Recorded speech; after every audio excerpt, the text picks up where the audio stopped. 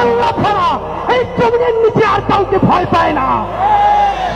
অনেকেই আমাদেরকে বলে, ভাই নির্বাচনের পরে কেমনে থাকবেন?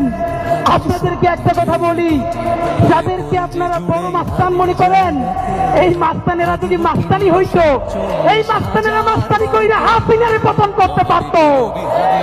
এরা মাস্তান না, এরা শিক্ষিত, এরা চাঁদাবাজ, এরা ছোট ডাকাত, এরা মাফিয়া, এরা ব্যাংক লুটেরা।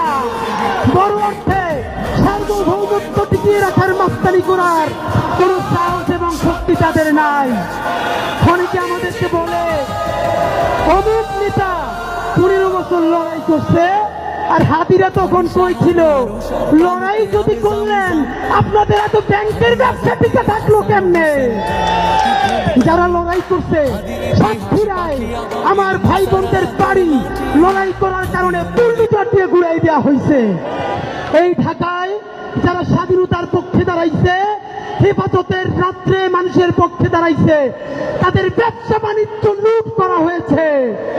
তাহলে এত বড় বিপ্লবী এখন হইলেন, এতগুলো ব্যাংক, এত বিমা, ঢাকায় এত হোটেল, এত ব্যবসা বাণিজ্য কেমনে চালাইলেন ভাইরা? এই সব কথা বলে আমাদের পিছনে লাগে লাভ নাই। নতুন আমাদের চরিত্র হননের জন্য টোকাই, ভালো কাপড় চুপড় পরলে চেহারা ভালো হইলেই এলিট হয়, পশ হয়, এই চিন্তা বহু আগের দিন গেছে। শুনেন, মানুষ এলিট হয় তার চিন্তায়, মানুষ এলিট হয় তার মনস্তত্ত্বে।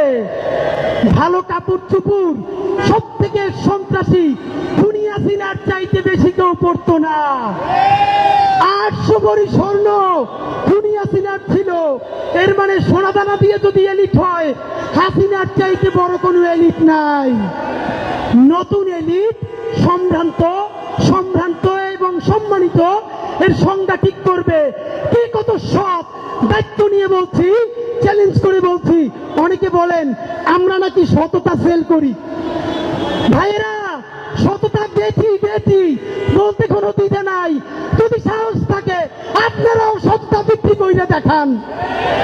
এনএসআই, ডিজিএফআই, ডিবি, এসপি থেকে শুরু কইরা এমন কোন এজেন্সি নাই যাদের কাছে ওসমান হাদি, জাবের, জুমা, শান্তাদের ব্যাংক অ্যাকাউন্ট, বিকাশ অ্যাকাউন্ট নাই, সব আছে। যদি পারেন 1 টাকার চাঁদাবাজি করাপশন প্রমাণ কইরা দেখান।